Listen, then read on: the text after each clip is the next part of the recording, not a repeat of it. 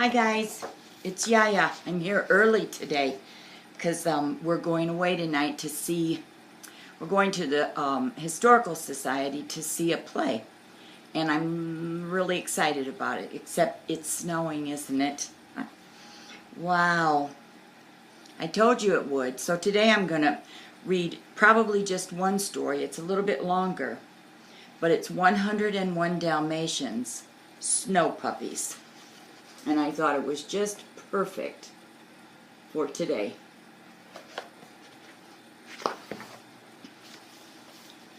Here we go. This is a new book, so turning the pages is not going to be quick. On the day before Christmas, the Dalmatian plantation was a very busy place. The Dalmatian puppies were very excited, for this would be their very first Christmas.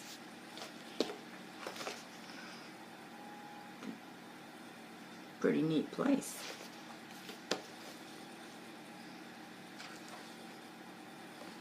Inside, the puppies watched as Nanny put some boxes with bows beneath the tree.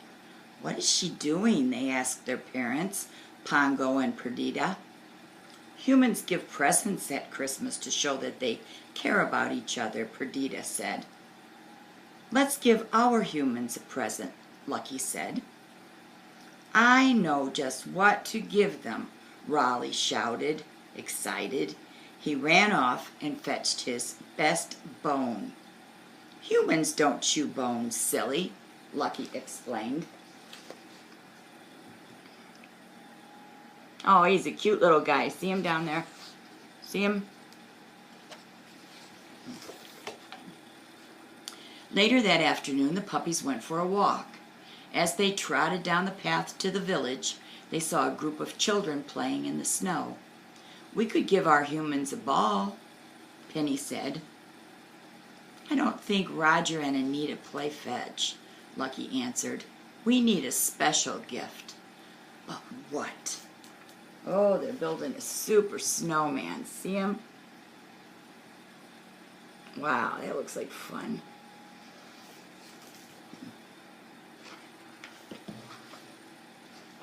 As he watched the children, Lucky had an idea. "I know a great gift we can make for our humans," he said. "Follow me." Lucky raced home with the others close behind. When they reached the Dalmatian plantation, Lucky started digging in the snow. "Watch me and do what I do," he called to his brothers and sisters. The puppies watched with curiosity as Lucky rolled a big pile of snow into a very large ball. From the snowball he dug out a puppy shape with 4 legs. But just as he removed the last bit of snow from between the snow puppy's paws, whoop! It collapsed right on top of him. That would be cute, though. Snow puppy instead of a snowman. You'd have to find something to use for the tongue, though, wouldn't you? Because puppies always are sticking their tongues out. "I guess my idea doesn't work," Lucy said, shaking snow from his ears. It's not Lucy, Lucky. "Let's make puppies that are sitting instead of standing up," Patch suggested. "Then maybe they won't fall down." All afternoon, the little Dalmatians dug and rolled and scooped and scraped the snow into little snow puppy shapes. Freckles, Patch, and Penny even found sticks for tails. See, it's pretty neat. It's pretty big. I want to hear that you guys try to do that. "Our puppies need eyes and noses," Raleigh said. "Let's use coal." He and the others ran to the shed and brought back shiny black lumps of coal. One by one, they added eyes and noses to their snow puppies. Lucky looked at his snow puppy and frowned. "These puppies still don't look like us," he said. "There's something else that's missing, but what could it be?" See, when they went to get the coal, got their feet all dirty. I know what they're missing, don't you? I'll bet they're spots. Let's see. Suddenly, Lucky noticed a trail of black paw prints leading from the coal shed across the snowy yard. "That's it," he shouted. "Our snow puppies need spots." See, I was right. "Rub your paws in the coal dust," Lucky told the others. "Then you can put black spots on the snow puppies." The puppies all ran into the coal shed. Then they each bounded over to their snow puppies. Working busily, the Dalmatians covered their creations with tons of black spots. Soon it was time to go back inside. Except their spots have little toenails, don't they? After dinner, Nanny read the puppies a magical Christmas story and tucked them into bed. The puppies were so excited that they wiggled and giggled for a long time. At last they fell asleep. In their dreams, Roger and Anita were looking at their snow puppies. "What a wonderful surprise," they heard them say.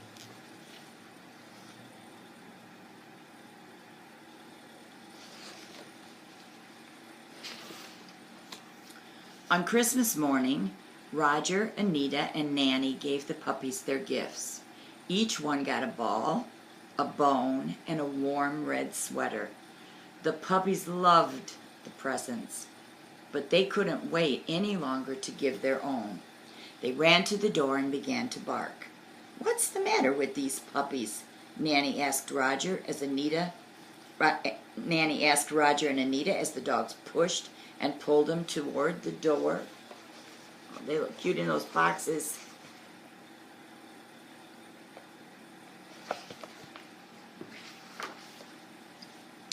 When they stepped outside, Roger and Anita began to cheer.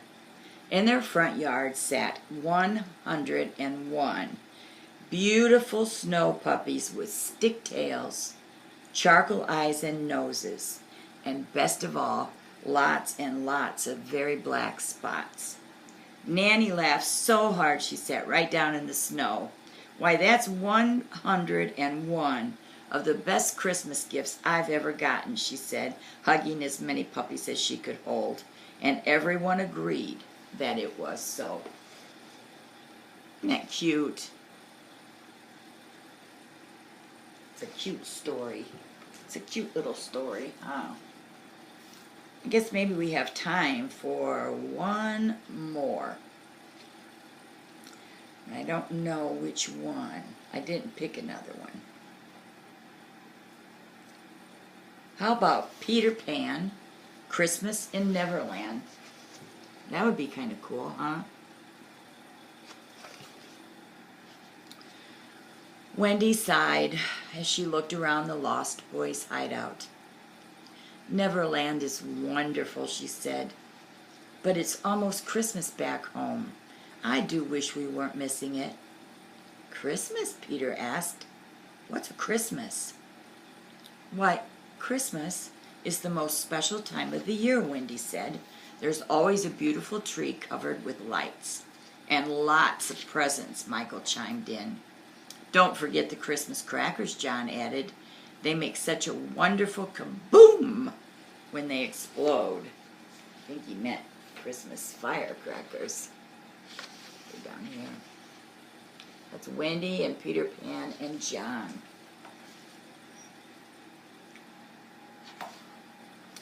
But most important, Christmas is the time to show people how much you care for them, Wendy finished. Hearing Wendy talk about Christmas gave Peter an idea.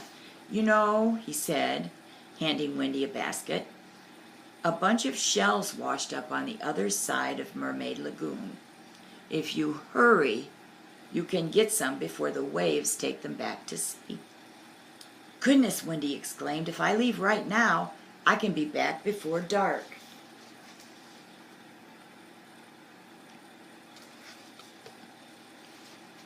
As soon as Wendy was gone, Peter gathered the Lost Boys around him. "We're going to surprise Wendy," he announced. "We'll have Christmas right here in Neverland. But how, John asked. Peter grinned. Follow me, he said. It was all the little lost boys.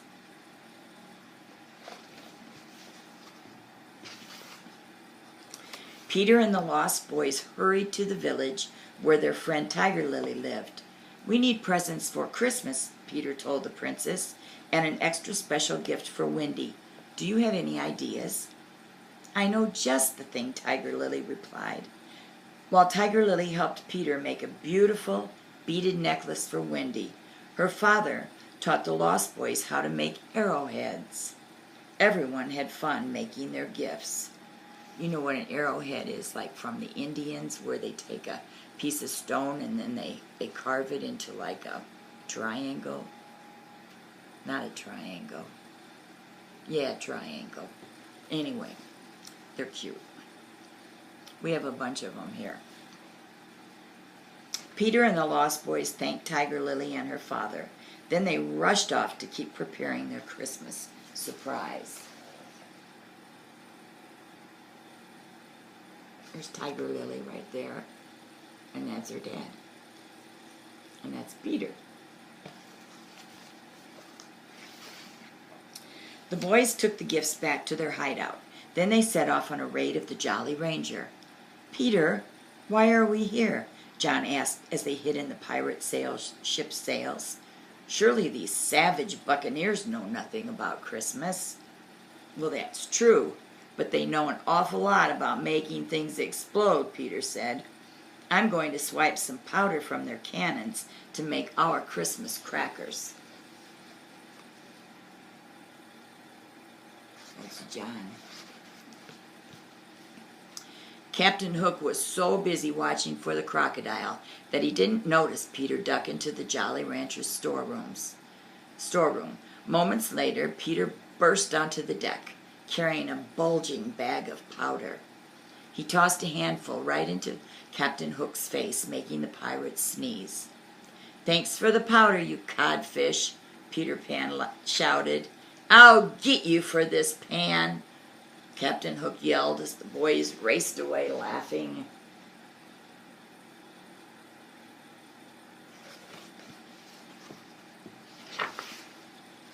Next, Peter and the lost boys scouted the forest for the perfect Christmas tree.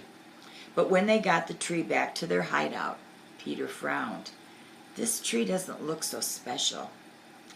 Well, that's just because it doesn't have any decorations yet, John assured him.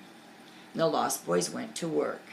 Soon, every branch of the tree was decorated with buttons and acorns, arrowheads and seashells, and long garlands of flower. Oh, that's pretty. Huh. I like to make homemade ornaments. I like to do it with my grandkids. In no time, the lost boys transformed the hideout. Beneath the festive tree stood piles of presents and stacks of homemade Christmas crackers. But something was still missing. The lights, Peter exclaimed. Where are the lights? We may have to do without them, John began. But before he could finish, a clever grin flashed across Peter's face. Ha, I'll make a way to make our tree light up, he vowed, or my name isn't Peter Pan. Tinker Bell started jingling, but Peter interrupted her. No time for chit-chat, Tink, he said. Let's go. I think Tinker Bell lights up, doesn't she? Peter Pan and Tinker Bell flew through the sky, racing the setting sun all the way to Mermaid Lagoon. The mermaids waved at them from the glittering water. Peters, they cried, come tell us one of your stories. But Peter didn't have time for stories. Wendy would be home soon, and the Christmas tree still needed lights. The mermaids shook their heads. I don't think we can help with that, one said, when Peter explained what he needed. Well, why not? I've seen the way Mermaid Lagoon lights up at night. If you let me borrow your lights, I'll bring them back tomorrow. Mermaid Lagoon lights up because our fish glow in the dark, another mermaid exclaimed as a fish swam by. The fish won't glow if they leave the water. I didn't know that, did you? I thought it was Tinkerbell that would light up.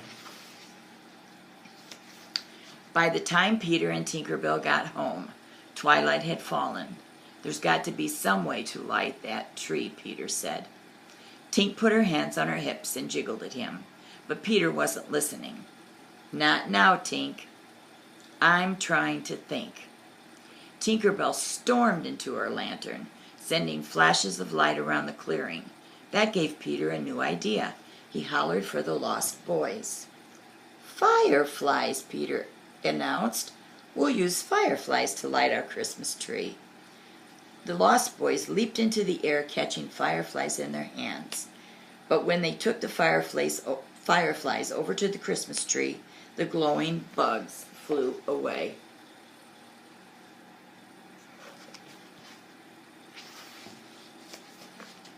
Peter sat down on an old stump. It's no use, he said, defeated. Christmas is ruined. Now it's still a very nice tree, John said, even if it's getting too dark to see it properly. Tinkerbell peeked out of her lantern. Maybe now Peter would listen to her. She marched right up to him and started jiggling and jangling as loudly as she could. Peter Pan's eyes grew wide. You mean you can make the tree light up? Why didn't you say so before? See? She lights up. Bears are winning. Moments later, Wendy returned to an unusually dark hideout. Hello, she called. Where is everyone? Suddenly, a lovely glow filled the room as the Christmas tree began to sparkle with pixie dust. Wendy gasped as Peter Pan and the Lost Boys burst out of their hiding places. Merry Christmas, Wendy, they cheered. Wendy beamed and gathered the Lost Boys around her. Christmas had come to Neverland after all. And that is a fine tree, isn't it? See, if you really want to do something, you can do it, can't you? You can make it out of something totally different than what you're used to. That's what I like to do. I like to take things and use them for something really different. So, those were two nice stories today. And are you going to go outside and play? Because it's really snowing. I'm looking out the window here. I don't know if you can see or not. Yeah, you can. See? Just piling up. And I've got fish in there that I have to get a heater for, or they're going to freeze, I'm afraid. So I'll be back tomorrow night. I hope you guys have a nice day. We got up, went to church today, and it was a nice service. Made you feel really good inside. So I will be back tomorrow, and we'll read some more, okay?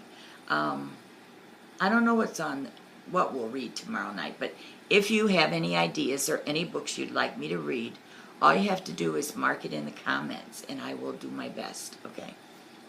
Bye, guys. I love you.